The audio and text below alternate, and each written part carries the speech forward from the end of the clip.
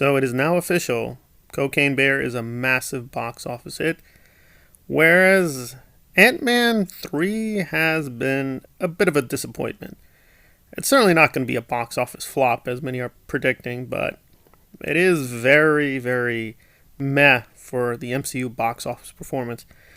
Its drop-off is one of the highest it's ever recorded. However, even that's a little deceptive. If you do look at the numbers carefully, there have been massive drop-offs from week 1 to week 2 with the MCU.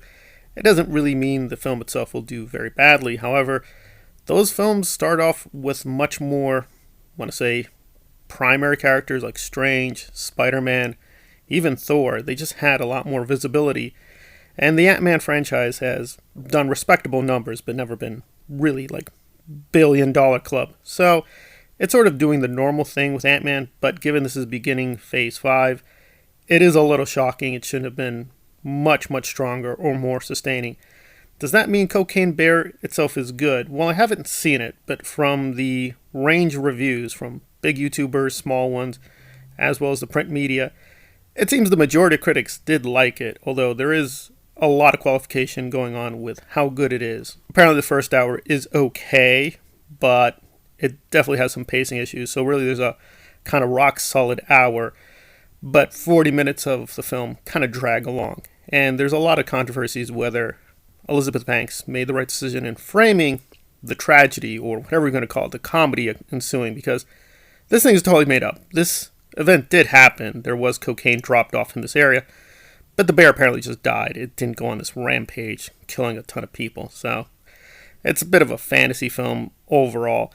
And if you like it for that standard, then this will do a good job for you, but it is a bit uneven. So the Rotten Tomato score is a bit split on how good it is. But given that, that makes Ant-Man 3 being humbled all the more kind of sad, because again, yes, Ant-Man got very low ratings from both critics, and even audiences were a little bit more cool. It's got one of the lowest cinema scores of all time for the MCU, so that's not very good. But still, you think with its mix of fantasy and comedy as well, it would have done better, especially with general audiences. But so whether it's Kang or Paul Rudd, or just the sloppy visual effects or other factors, something just made people hesitate more with Ant-Man. It might still do very well with DVD sales. Apparently people don't understand. This isn't the end for Ant-Man. It still can make a lot of money for Disney with DVD sales and streaming and other places. But again, in the immediate future, it is a little sad that Phase 5 is starting off so weakly. And then we move on to Creed, which looks way more optimistic. Audience scores and critic scores are a lot higher, so it looks like it will do very respectable numbers with box office. This is the debut of Michael Jordan as a director, so it should do a lot for his career. But again, there are some caveats. A lot of critics are warning that the fights are very stylized in a very weird way. He's drawing upon anime.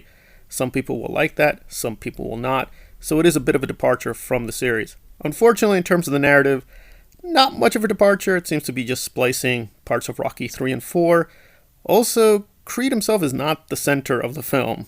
We do see him, and there will be a major fight, of course, at the end. But a lot of the focus is on Jonathan Majors. So if you don't like his performance, it may feel a little slow for you. But overall, critics and audiences seem to like what they see so far with Creed. So it will do very, very well overall. Whether we'll get awards consideration or we're going to see Donnie in another sequel, we'll have to wait and see. But apparently it's a very respectable entry in the whole Rocky series and the mythology. Although I gotta admit, I think after Rocky 5, we're kind of done with the whole mythology, but that's me. So overall, good news for Cocaine Bear, very sad news for Ant-Man 3, and it looks like Creed 3 will dominate in the weeks ahead.